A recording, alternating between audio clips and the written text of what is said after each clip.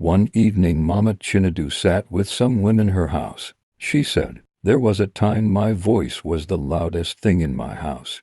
Every morning, I would wake up and start shouting, 'Chinadu, sweep that floor. Emeka, who left this plate here? Must I shout before you remove it?' Sometimes I would even say, 'You boys will make me talk and talk until I lose my voice.' I complained a lot, between cooking, washing, going to the market, attending church meetings, helping with homework. I felt stressed. The house was never quiet. There was always something. Shoes in the middle of the sitting room, wet towels on the bed, arguments over small things. I used to think the noise was my problem, but I didn't know the noise was my blessing. Years passed. My boys grew. They became men. One got a job in another city. The other got married and moved into his own apartment. The day they packed their things and left, I was proud that my sons are doing well. But that night, the house felt strange. No television noise from their room.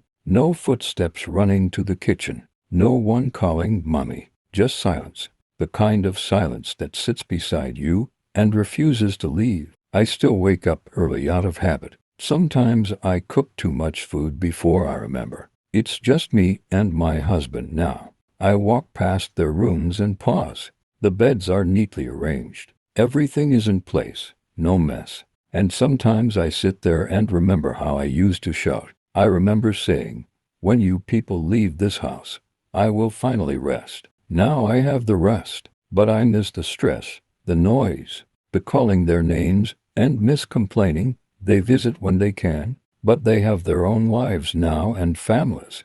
And I understand this is how life is meant to be. But if I'm being honest with you, some evenings, I sit quietly and whisper to God, "Thank you for those noisy days I didn't appreciate." Life has taught me something deep. When you are in the middle of raising children, it feels overwhelming. You feel unheard. You feel like all you do is shout and correct. But one day, the house will become quiet, and you will realize that every complaint was wrapped in love. Every shout was connected to care. Now when my children come home, I don't rush to shout, because I understand now noise is a sign of life. So, if you are a mother reading this, tired and frustrated, feeling like all you do is shout, one day, you may miss the very things that are stressing you today, and the too much you are complaining about is the very thing you will later pray to experience again. To every young parent still in the middle of the noise,